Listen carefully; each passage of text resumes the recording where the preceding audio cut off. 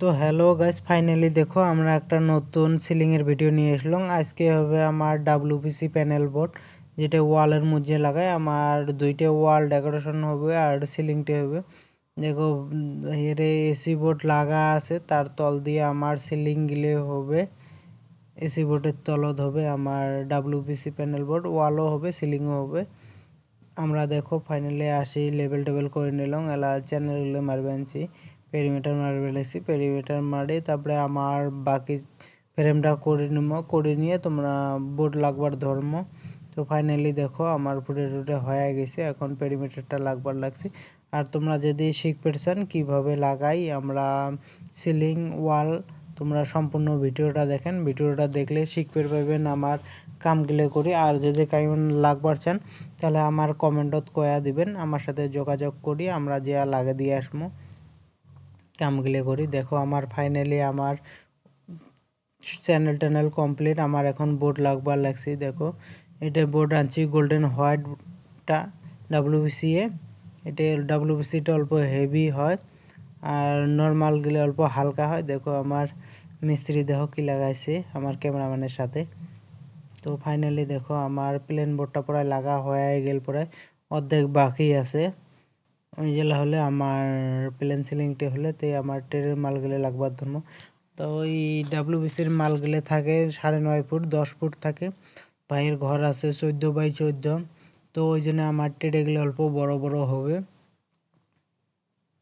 এলে 10 ফুটই board tray আমার প্রায় 28 ইঞ্চি হবে একদম অল লেভেল নিয়ে। তো ফাইনালি আমার প্লেন বোর্ড পরে লাগা। দেখো ফ্যান হুক বের করে দিয়েছে, ওটিখানে একটা ডিজাইন হবে পায়।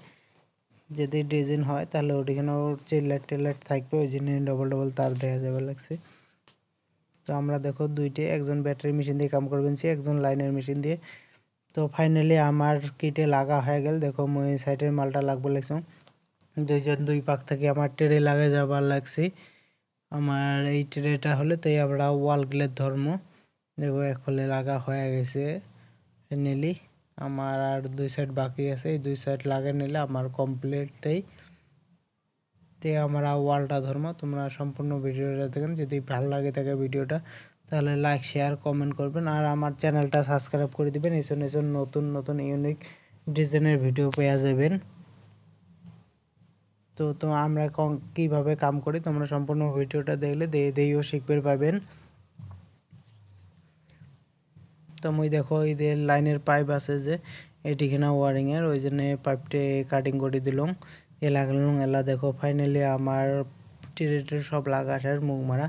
এখন আমার ডিজাইন হবে যে আমার ঝরকা লাইটগুলো লাগা আছি, ওই লাইটগুলো উপরে তুলি দেওয়া হয়েছে, তার জন্য ডিজাইন করবে লাগছি। দেখো অ্যালবেট মারি দিবে লাগছি। আমার মিস্ত্রি দেখো চেয়ারত বসে বসে কাম করি আছে, মানে ঘোড়াটা অল্প হাইট হয়, ছাপড়ি কাম করা লাগে, ওই জন্য চেয়ার তুলে নিয়েছে ঘোড়ার উপরে বসে বসে।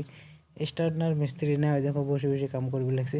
দেখো ফাইনালি আমার লুকটা দেখেন এলা কেমন হল কমেন্ট করে কয়ে দিবেন।